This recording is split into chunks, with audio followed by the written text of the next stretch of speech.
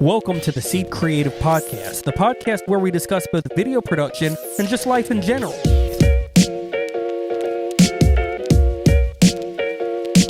The goal of this podcast is the same as the goal of our business, to make a difference in people's lives. Hello, and welcome to this episode of the Seed Creative Podcast. That's right, your boy Nick Golden is back here as host again, this time along with Gavin Manning and Nicholas Coker. This week, we are going to talk about what it's like at Seed, a hot take, a real take. George is not here, except for he's outside, so whatever.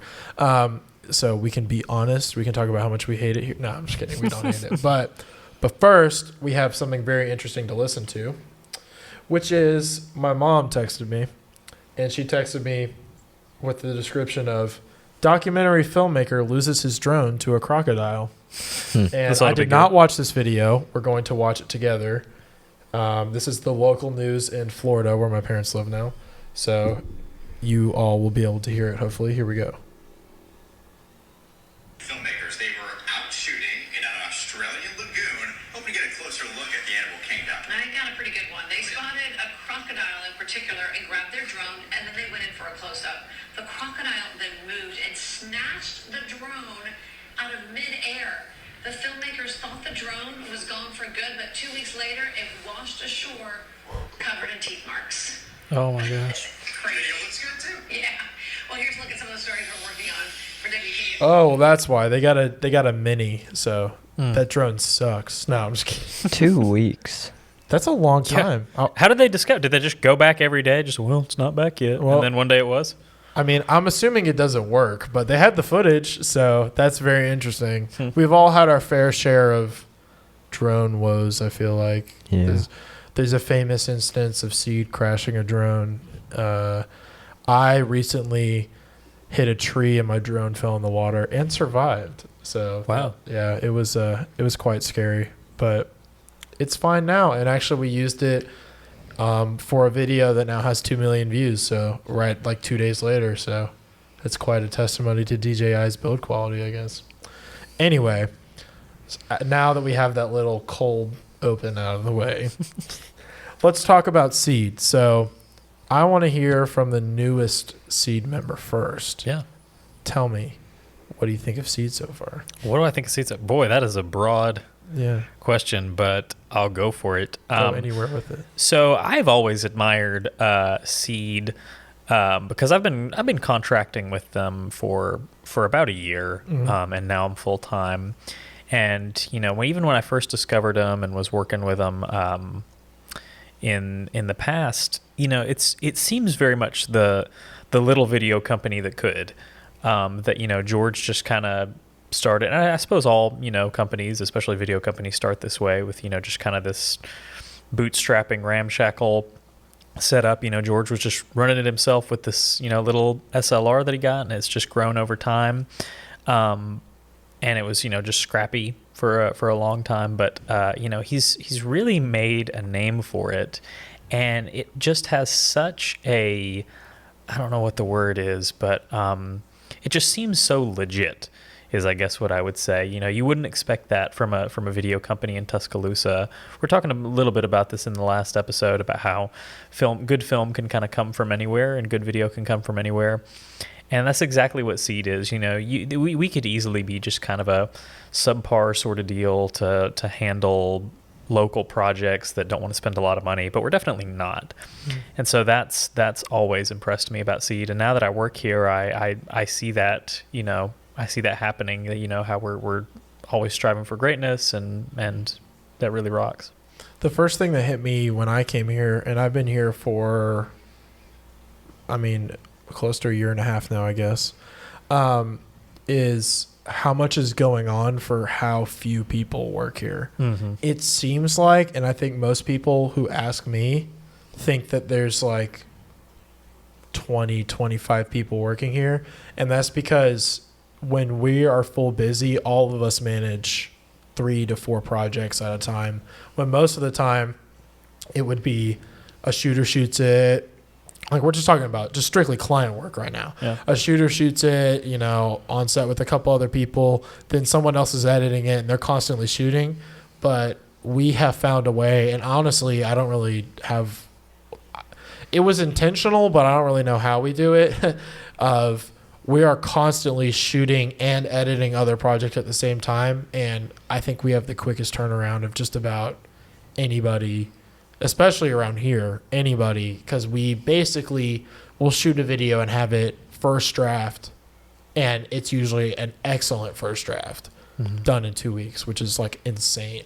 I've worked for some other people, and it's like first draft in 2 months sometimes for the size of projects that we do, and the shooting is not as good and that kind of stuff. So I think that's really how Seed has made the name for themselves. But also, I think it's interesting that Seed, and specifically George, has tried to reach out to younger people such as Gavin. Hello, Gavin. That's me. You haven't been on the podcast in a while. It's been a minute. It's been a hot minute. It's actually been 7 weeks. That's my best guess. I can't remember how many weeks it's been. Dang.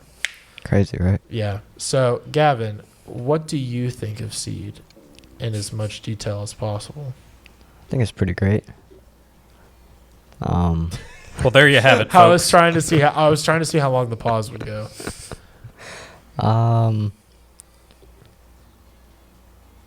I mean, I don't really know what to say except for like this is my dream job and I'm just really happy to be here. When did you know that this was your dream job? Long time ago, ever since I was little. Yeah. So, But are you saying like film in general or just Seed Creative? film in general, and then how does that translate to Seed Creative? Because we're doing video work. Yeah, I know, but like, when did you know that you wanted to do video? I really don't know. It was when I was young. Yeah. It was at some point when I was younger. What's the earliest memory you have of wanting to make a cool video? I remember, I want to say I was maybe 6 or 7, Mm-hmm. and my brother Ryan, he showed me this video on the family laptop. I can't remember all the details, but it was a video of a model train going down a track, and then it zoomed out to show that it was a recording of a recording, and then a recording of a recording of a recording, and so on. It was just a bunch of cameras pointed at each other's screens, and I think that was the first memory I can think of that made me like interested in this kind of thing. And then fast forward, and now you're here. And did you expect to, when you started with Seed, we kind of know that story already. If you're interested, go back to the 3rd or 4th podcast. I can't remember which one it is. I believe it's the 3rd. No, it's the 2nd. It's the 2nd. And did you expect to get a job here after you were an intern initially? Like, did you expect George to want to hire you? Did you see any sort of future here? Like, that kind of stuff. So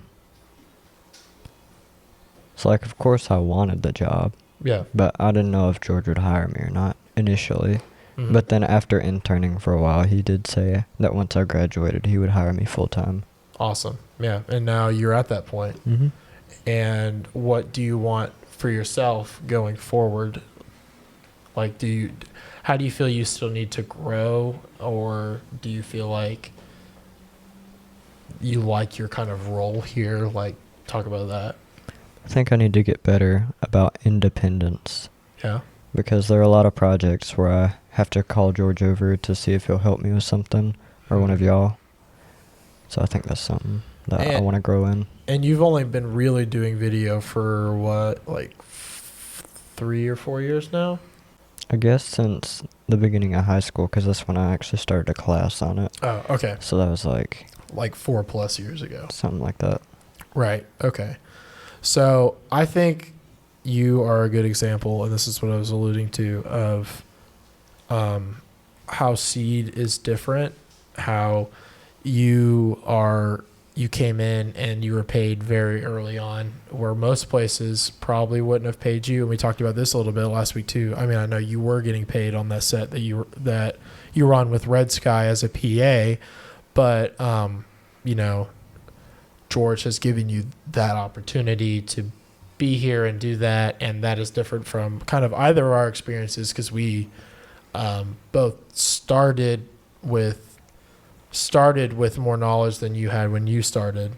And I think it's cool that all of that opportunity is here. And this question can go for either of you. Where do you think Seed is going? Because, you know, all of us we're both along for the ride some of the times, and other of the times we're helping make it. And it's kind of both, because, you know, initially George kind of had, you know, he started it, and then he has a vision for it, and he's always talking about he's thinking 5 years ahead of the time. Well, where do you guys think Seed is going, and where it will be 5 years from now? I am pretty certain, almost certain, that as we grow, we're just going to continue to branch out to more and more formats, more and more video types. That just is the way things have gone, and I know that's where we're headed. Just because, you know, George was talking to us earlier before the podcast. He was kind of telling me about the early days, and, you know, doing these safety training videos, and then branching out into corporate video, and then kind of building all these other things. You know, now of course we've got this documentary that we've won an Emmy for, which Nice. You know I had to mention. But, you know, I know we will continue to branch out to other formats. Right now, we're kind of doing them along through collaboration with other studios. But before long, Seed will be doing that kind of stuff completely on our own. I'm quite certain of. Well, I believe that, and George can't correct me if I'm wrong, because he's not on the podcast, even though he's actually over there. But I believe that you were hired as a branching out to a new format for us, which is we've all fumbled with After Effects a little bit, but we have this client, which I believe we've said before, of Mammut, that hired us, and you've done this entire project basically not by yourself, but you've been heading up this project before you came here, and I think it proved that there is a place for us to expand into a new like a new format of fully animated videos. These motion graphics, you know, explainer videos. That's a format that's come along pretty recently, actually. Really, I want to say like the past 10 years. Yeah, for sure. It did not exist before online video, and basically they exist because they're just a simple way, or I should say a very effective way to explain a lot of information really, really quickly. Because with illustrations and animated graphics, you can condense the information and give it to people and highlight things with text a little more easily than you can in live action. So yeah, it's a very recent format, and it's something that I got into about a year ago and started getting really good at and kind of expanded into. And yeah, I'm very glad to be doing that here. Dang, you only really started After Effects like a year ago? Pretty much, yeah. Wow. It was after I graduated, which is ironic. I didn't do any of it in school. It was all self-taught. We could do a whole separate podcast, which we're not going to, but we could do a whole separate podcast about the interesting structure of UA's film and television department. Oh, yeah. But that is super cool. I did not know that you only started about a year ago, because it seems like you've been doing it for 4+ years. So I actually kind of expected you to say you did on the side, but you did some of it in college. So tell us a little bit, this is a little off the subject, but I'm just interested about where you got the idea for your Drawn to Campus. Drawn to Campus? Yeah, my short film. Yeah, that was my first short film that I've directed. It's a pretty cool story, actually, and I love talking about it. So the University of Alabama does not have, or at least it didn't at this point. They might have something for it now, but it doesn't have a character animation program. And up until about my senior year of college, really it was after I made Drawn to Campus, up until that point, I wanted to do animation. That was what character animation. That's what I wanted to do. Make animated shorts and features. That was where I wanted to go. And so, like I said, they didn't have this program. I was studying on just the regular telecommunication and film path, and I was like, no, but I gotta make something animated. What can I do? How can I cut corners in a way where I can still make something good, but also use the resources that I have? I knew maybe one or two people on campus who could animate and knew the ins and outs of the process really well. I was like, okay, I can team up with them and make something really great. What could I do? So I said, well, if we could just animate one character, just one single animated character, that'd make it easy, because a lot of time in animation is designing that character, modeling that character out. So that'll save us a lot of time if we do just one. And it'll make it easier for the animators as well. And then we can cut out backgrounds, shoot in live action, make it a live action animation hybrid. And I said, and then to kind of fix the whole dialogue, animated character talking to human live action characters, fix that. You can make it a mockumentary where he's, either talking to the camera or he's in B-roll. So that's where it landed, was a mockumentary. And so, yeah, that's exactly what happened. I wrote the script in fall of 2018, just from those ideas that I'd had for a long time. It was in a screenwriting class. And you're a senior in 2018? At this point, I was a junior. Okay. And I wrote this script, and if anything, I thought this was going to be like maybe a side project that, I might have tackled, just on my own, not for a class or anything. But I wrote it up in that class, and the professor loved it.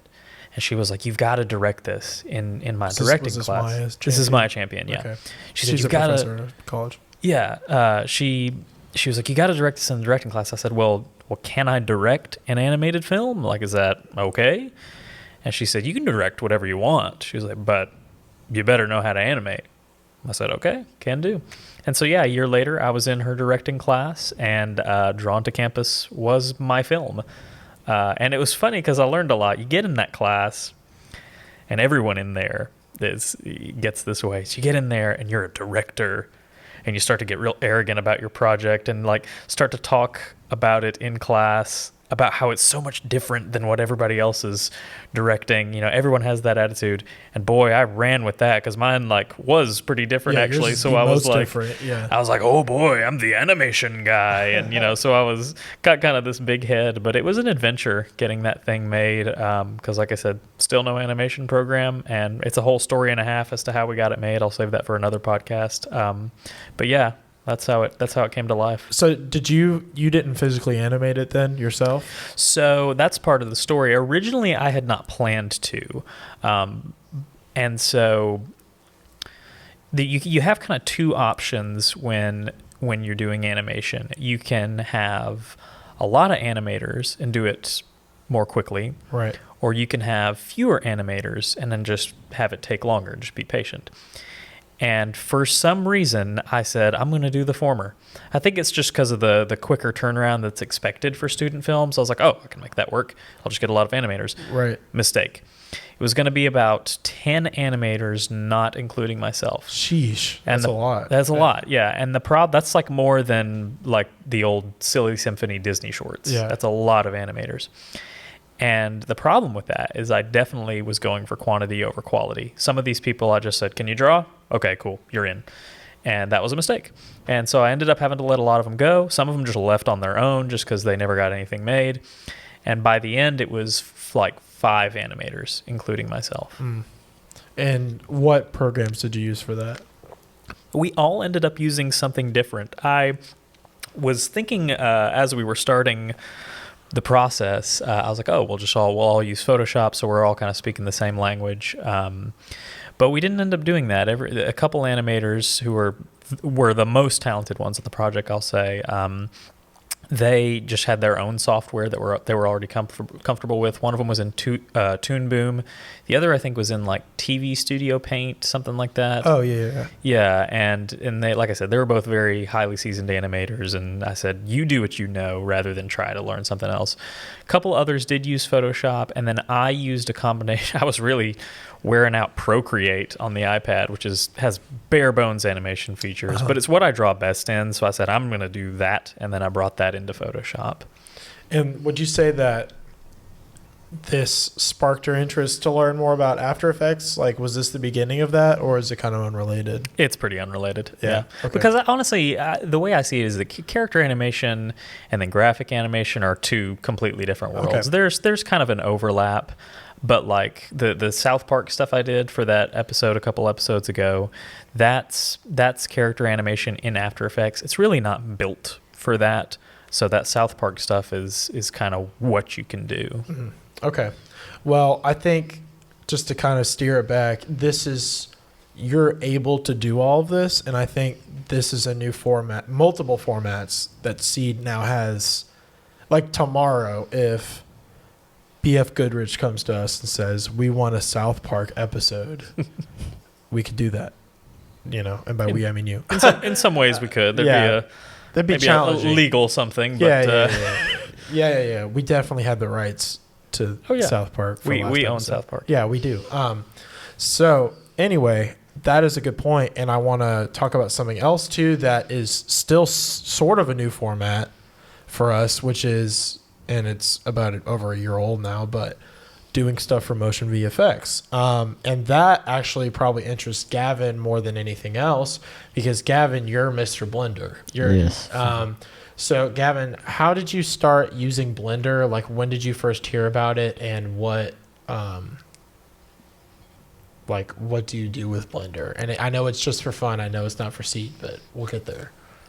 So Blender, I don't have a clue how on earth I learned about it. I don't remember because it was a while back.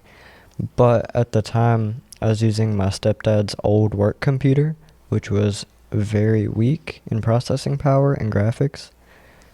So it just didn't work. So I messed around with it for maybe an hour and then, just deleted it.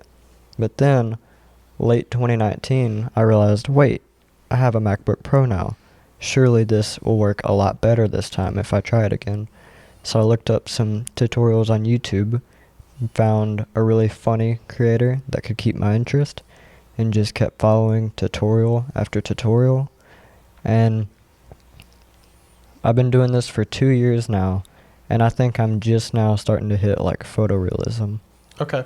All right. Like, did you see the couch video I sent in the group chat? I did. I did not have a chance to respond to it, but it was pretty sick. Do you want me Thank to you. put it in the podcast and you can talk about it? Yeah, just so people can see like the photorealism of it. The way I did that one is I got 3D scans of one couch and then a high-res 3D scan of like a little part of my yard where I usually park. And then I got a really low scan of low-res scan of the rest of the yard. Put them together to where it was like part of the yard was really high resolution and the surrounding bits were really low quality. So you wouldn't be able to tell. Made everything dark and just started simulating the couches falling.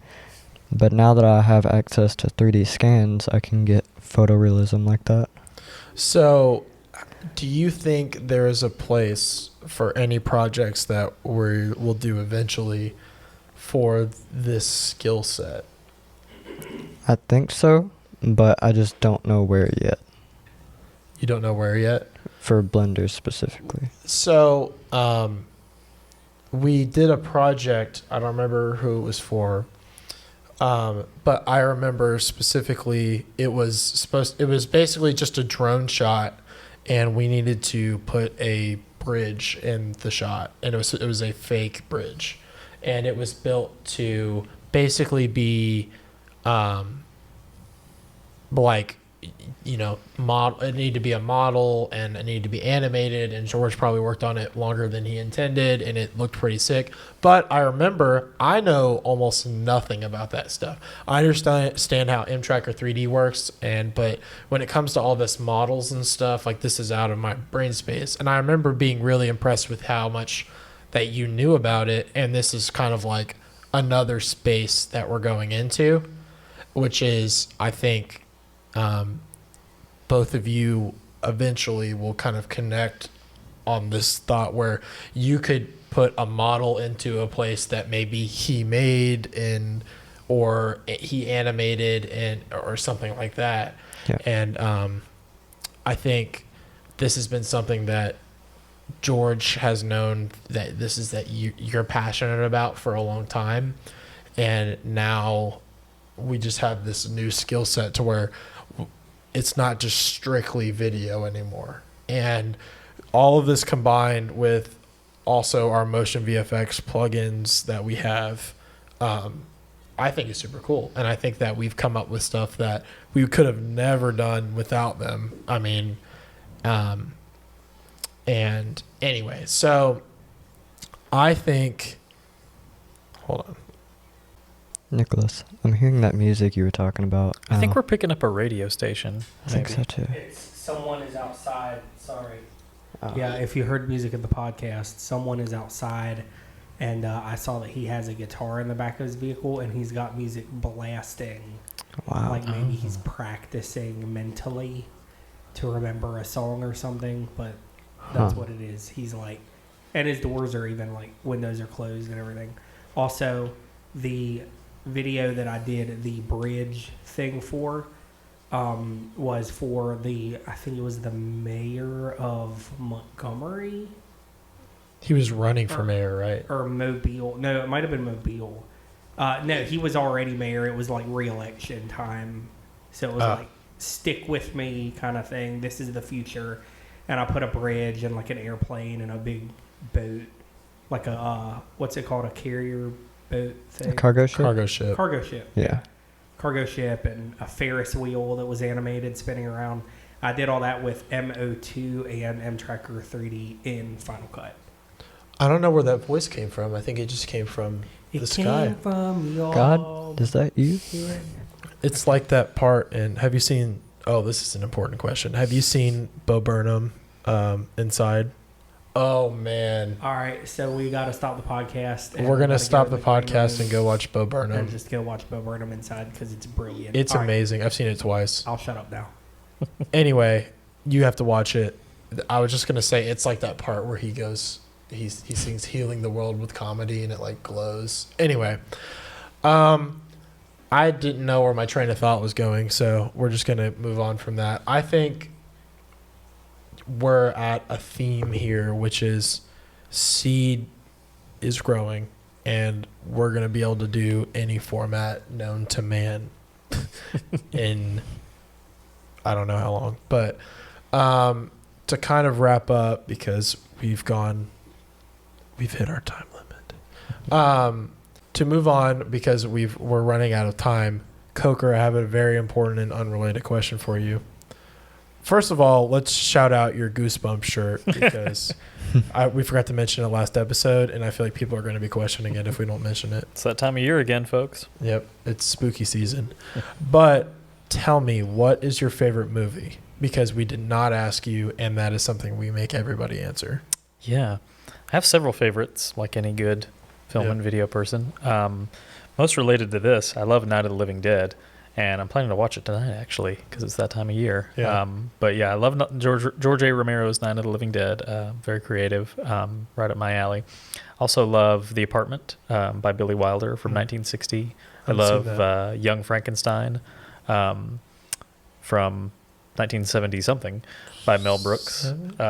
Love that movie. That movie has a huge creative influence on me. Such a good my movie. My movie Night of the Living Dead basically took a lot from Young Frankenstein. Oh, okay. Just that silly, stylized parody sort of thing. I also love It's a Wonderful Life. Yeah. Wow, those are two very different movies, but I like that. Have you seen like Blazing Saddles? Have you seen that? I haven't seen Blazing Saddles yet. I really want to. It's so good. Gavin, you haven't seen any of these movies, have you? I've seen It's a Wonderful Life. Oh, really? Yeah. Wow. Every American should see that movie. Yeah, I think it should be part of the, what's it called? Like when the naturalization process. I think it should be part of that. When you come into America, you have to, like, it's on your test. Like, who was George your Washington? citizenship test. What happened at the end of It's a Wonderful Life? Like, that's, yeah. Anyway, I think we have reached a good point. I am really proud of both of you. I'm so proud of you too, Thanks, Nick. Dad. I'm dad for this episode. Well, thank you all for watching. Hopefully you watched. Hopefully you didn't turn on and saw that George was here and said, these guys are boring. We're not going to listen to it, because George has told us that he hates doing the podcast. No, I'm just kidding. But I think it's cool that we can do it without him and that we're able to speak to each other. I don't plan on talking to either of you the rest of the day. But Ditto. Gavin with the ditto got me. My whole goal, and what's funny is we're talking about how you're doing it without me, but I've chimed in multiple times.